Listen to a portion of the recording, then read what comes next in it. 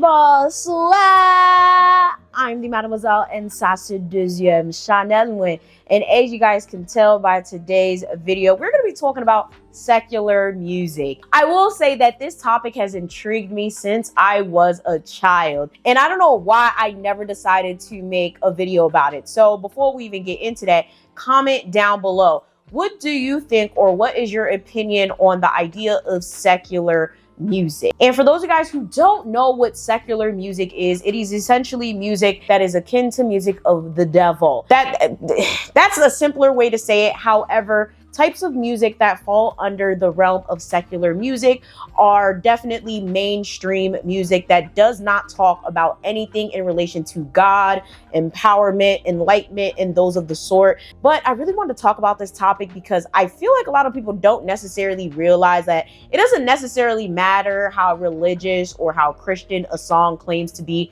People can still do whatever they want with that track to influence you to do a lot of different things that you would have never thought about. So much so that I know that there are a couple of religious groups out there that just do not partake in listening to music or making music or anything of the sort whatsoever. Now, this is not one of those videos where I'm going to be sitting there like, don't listen to rap music, it's going to make you kill people. Don't listen to love music, it's going to make you promiscuous. You know, I don't have time for that. I'm not one of those people. But I do want you guys to be aware of what you listen to and how music makes you feel. Understand while watching this, it's not just music, okay? The secular world in general is dangerous. If you're somebody that is easily deterred, somebody that is easily influenced, somebody that is young, where your brain is still developing, music where they talk about fuck around and kill a nigga because he da-da-da-da-da, or music talk about, yeah, put my pussy on it. Yeah, that music might just affect you or subconsciously alter your decisions in a way that you might not think. So take everything I'm saying in this video with a grain of salt. I just want to put that information out there. So of course, first things first, right? The idea of secular music or music belonging or pertaining to the devil comes from the devil himself. The devil made music. If you guys are not aware of that, that's typically what those of us that believe in God and believe in the Bible, etc., believe in. So you have to take this with a grain of salt because it really depends on your interpretation of whatever scripture you're reading from whichever Bible.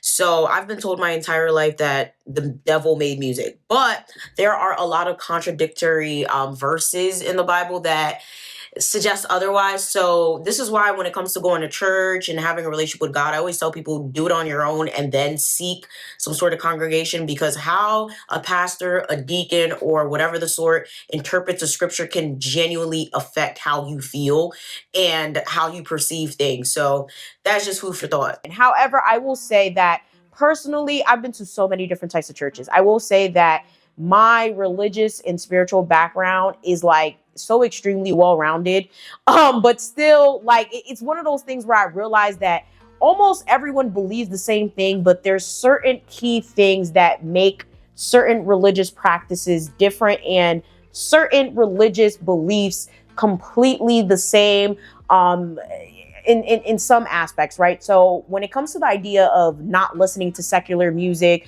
or not partaking in anything dealing with secular music, I feel like most of the time you would hear about that would be from Christian churches, right? So I was born Catholic, baptized, all of that.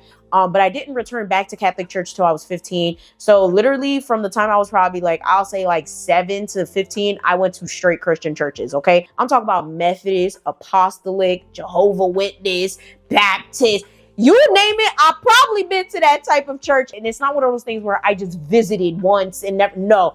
Like literally there were literal specific time frames in my life where I just walked in different churches. To be honest with you, although I'll probably never convert, okay, ever, Catholic church was boring to me. And I was like, I want to have a relationship with God, but church is boring. Now I know you don't necessarily have to go to church to have a relationship with God, right? But back in the day, it was like, oh my God, this is boring. I don't want to be here. I want to go to church, but I don't want to go to Catholic church. Okay. The typical Catholic. I feel like everybody that's Catholic has went through that phase where it's like, I want to explore other religions, or I want to go to different churches. Not really understanding that some churches had different belief systems and stuff like that, but that doesn't necessarily necessarily make the ideology right or wrong. And that's the main reason I have this channel, right? I want you guys to understand that it does not necessarily matter what you believe or the next person believes, because at the end of the day, nobody's right or wrong. You could truly believe something with all your fucking heart. You can literally sit there and put your life on a belief system, and it still might not be correct. I always want people to keep an open mind and be respectful. And when it came to the whole don't listen to secular music, don't, you know, whatever, that's always been something that every single time I went to church, I'm like, I don't understand. Like, why? Like, you know, but honestly, I think it was me just sitting there like, I love my Missy Elliott. I love my, you know, Destiny's Child at the time. Like, I love listening to you know, non-religious music. And to be quite honest with you, I do not like most religious music simply because I do not like the choir background. It bothers me. It irritates me. Like, there's certain little things. I don't know if it's an ADHD thing. I don't know. Like, I just don't like certain sounds in music, and the choir background is one of them. I do feel like there's certain songs and certain artists that do it very well. Like Friday, Haitian artist. He doesn't make gospel music, but he has like that choir in the background. He has that like that choir type-esque vibe. I could listen to Friday, but even at that, after 3 Friday songs, I'm tapped out. You feel me? I don't like that in music. So when it comes to most gospel, I can't. I just can't, right? But I will say when it comes to secular music, I'm getting sick and tired of that too. I literally only listen to Haitian music, like, or anything from Africa, to be quite honest with you. Oh, wait, lies, and bachata. Okay, I listen to a lot of Hispanic music. So I listen to a lot of world music. So Hispanic, African, Haitian. Other than that, like, my secular music playlist is pretty slim. The only type of music I have on my playlist that isn't under that category is music that I would probably be dancing to. I don't sit there and be like, okay, let me listen to some Little Baby. Nah, I really don't. And as much as I love Drake, I don't sit there listening to Drake like I used to either.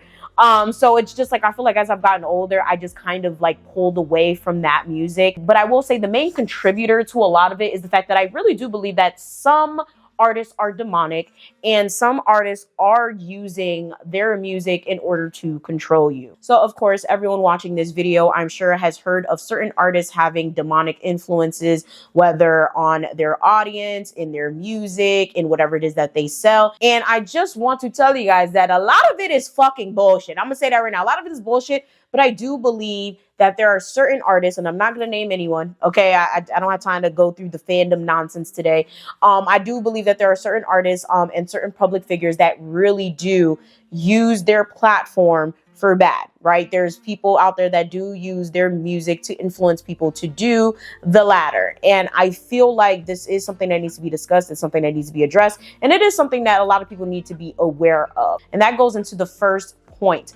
A lot of music is literally put out there to manipulate the masses, especially when it comes to normalizing toxic or distasteful type of behavior. All the rappers out here, okay, both male and female, talking about promiscuous behavior, normalizing it to the point where a lot of people are trying to call that woman empowerment when it's the woman rappers, or trying to call it liberation when it's the male rappers. And to be quite honest with you, it's just legitimate bullshit. Some things are black and white, while a lot of things are gray. Music that sits there and promotes you having multiple partners and literally, you know, dealing and shooting whoever if they say whatever is probably something that you probably shouldn't be listening to, and does fall in that secular demonic type of category. Now, I will say, right, I'm not saying that every single rapper, singer, whatever out there that makes that type of music is trying to get you to do what they do. Some of them are literally talking about their life experiences. And I feel like, you know, kids shouldn't be listening to that shit because they're easily swayed. But in general, I don't feel like adults should have to police what they do and what they say for children. So take what I'm saying with a grain of salt when it comes to that. There's just a lot of subliminal messaging and coding in a lot of these songs that may make you want to do things that you probably wouldn't do normally if you weren't listening to this music. So a perfect example of this is the series Evil. If you guys never watched that series and you're like religious or you're into spirituality, go watch it. Okay, Lucifer and Evil. 2 things you need to watch. I know a lot of people are just like, they hear Evil or they hear Lucifer and they're like, oh my God, I'm not going to watch that. The devil's going to get me. Like, y'all need to like literally stop it. Like, nobody's about to come and get you because you watched the fucking show. Okay. Those 2 shows are the perfect representation of this. For the Evil, there's a particular episode where they basically discovered an earworm, right? Like, kids were listening to a specific YouTube video, and the YouTube video was made by an influencer, and the influencer had a deal with the devil, like, oh, you know, make me famous, give me followers, blah, blah, blah, blah. And he gave her like a list of soundtracks and shit to use. I don't believe the influencer knew that that was like demonic music or the music was gonna make kids do shit, but essentially she used the music in her videos. Everybody kept singing it, etc. But it got to a point where kids were literally self-harming because they were listening to this music. And that's the best example that I can use, right? How long have they been doing it? 2 hours. Uninterrupted? They stop when I tell them, but then they start up again. Emma, Olivia, that's enough now, ladies. Stop. These folks are from the rectory, and they have some questions for you. Hey, hi. What's that song you're singing? Ladies. I don't know. All of these catchy tunes, all of this, you know, music that we be bumping to, a lot of times does have a hidden message, as a hidden agenda, but most importantly, it has what a lot of people like to call an earworm. An earworm is essentially something that is embedded in music that you can't necessarily hear, right?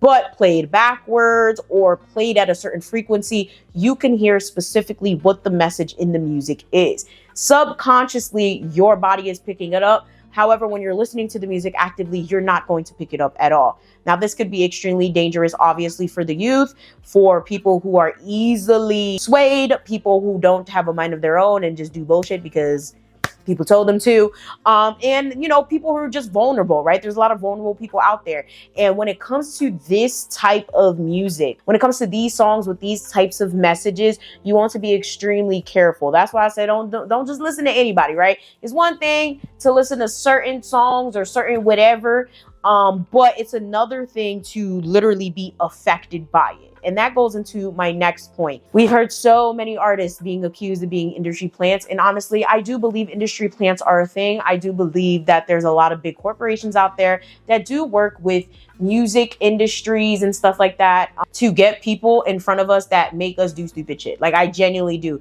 Like, there's certain artists out there where I'm just like, you're telling me that this is selling? That's a fucking joke. There's no way people are really sitting here putting millions of dollars into this person to see this person. Like, it just doesn't really make any logical sense. And the only thing that would make sense is that they are an industry plant. Things such as payola, paying for radio airplay, social media algorithms and stuff like that shape the perception and trends drastically. By pushing a certain artist that represents something or pushing certain music that represents something, you can literally fuck around and change the whole culture, right? Like, and we've seen this happen time and time again, from public figures to celebrities, actors, actresses, or whatever. One little phrase can literally, like, you know, take over by storm if it goes viral, right? One song that pushes one ideology over another can literally shape a generation. From Catch Me Outside, how about that? Fuck a nigga, get some money. Billie Jean is not my lover. You guys understand. It doesn't matter what genre we're talking about. It doesn't necessarily matter what artist we're talking about here.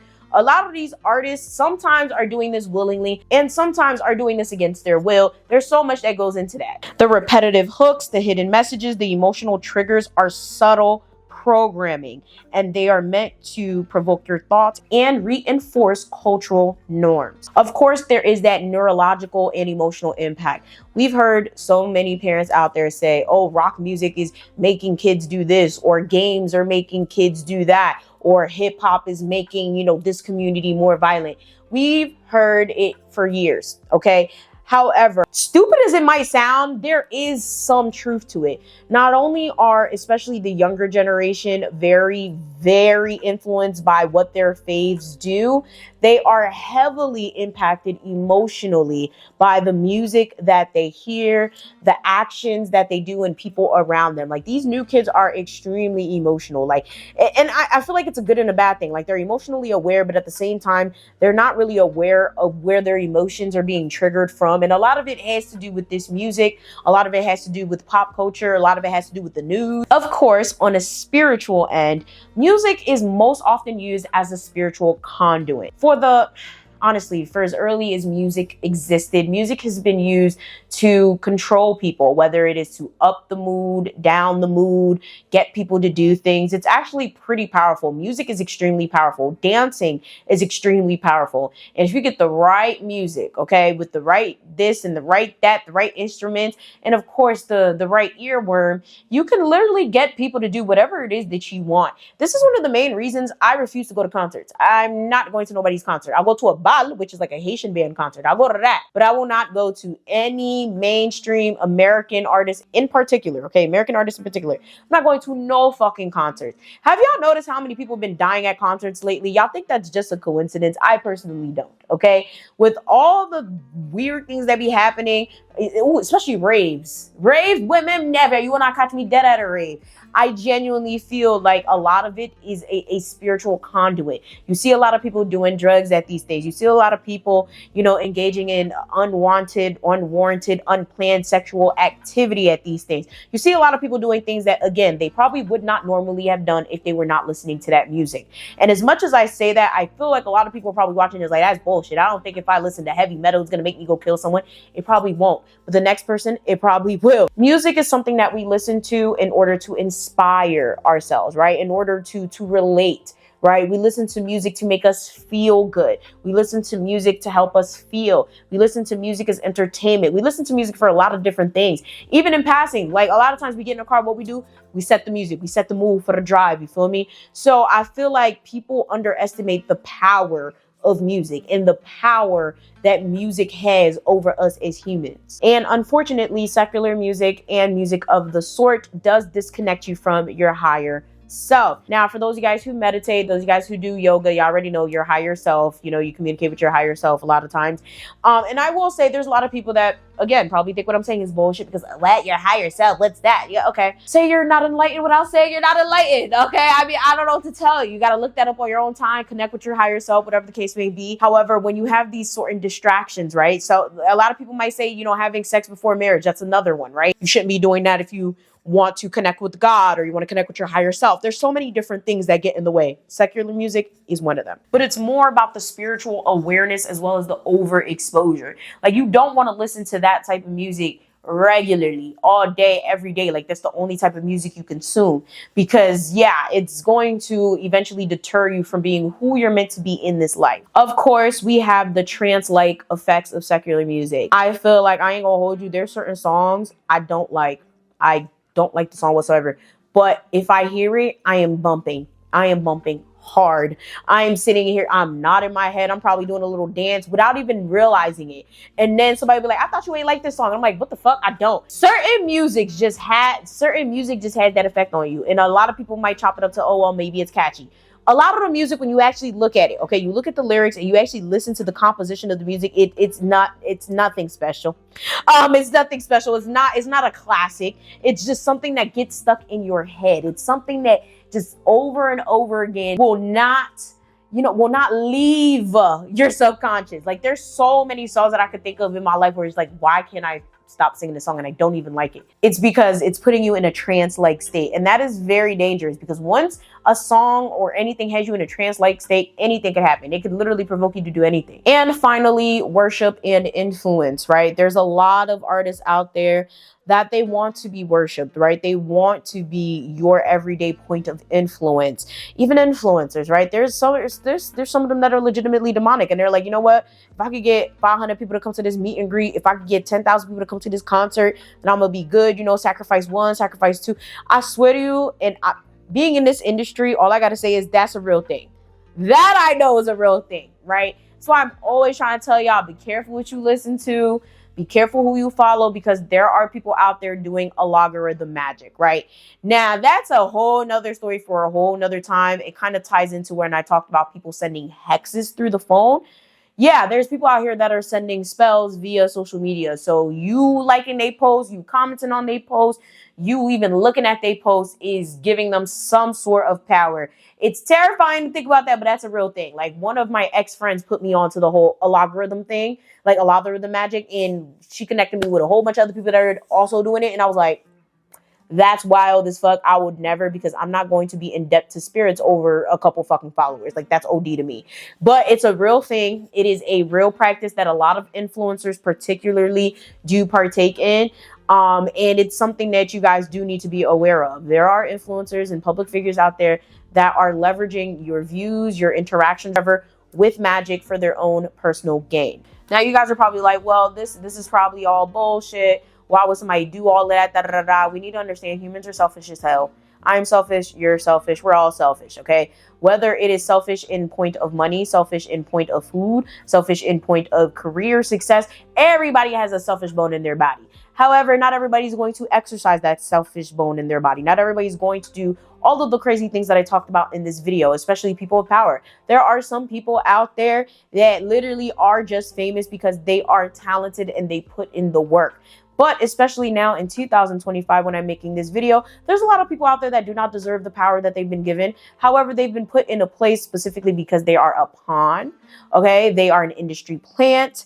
They are there to solicitate the masses. They're there to manipulate the masses for a greater purpose that is more likely a selfish purpose of either a big corporation, news stations, politicians, whatever the case may be. Every single day, we are being manipulated by pop culture. Hence, why I don't like indulging in pop culture. The only pop culture I indulge in is culture that I'm going to be talking about. If I'm not talking about something, I don't give a fuck to know about it. And this is coming from a journalist, right? My main major in college was journalism. There's a reason I didn't become a journalist. I feel like most news stations are also part of this whole controlling and manipulating the masses. They're constantly lying to us, constantly saying bullshit that they shouldn't be saying and trying to get us to do things by lying in headlines and omitting details. So I decided I did not want to be part of that. However, I know better. And I know that out there, the secular world is affecting each and every one of us every day, whether very small or very big. With that being said, comment down below. What do you guys think about the secular world, secular music, things of the sort? Do you try to omit any of it? Do you consume some of it, not all of it? Are there certain people that you're careful to listen to, not listen to, or engage with? I would love to hear it down below. With that being said, thank you guys so much for watching. If you guys want to support some more, this is some merch. This is my pour le pays, pour les ancêtres, which means for the country and for the ancestors. I have this as well as many other things in the shop. Make sure you guys head down to the description box, check out my other channels. With that being said, I'm gonna see y'all next time.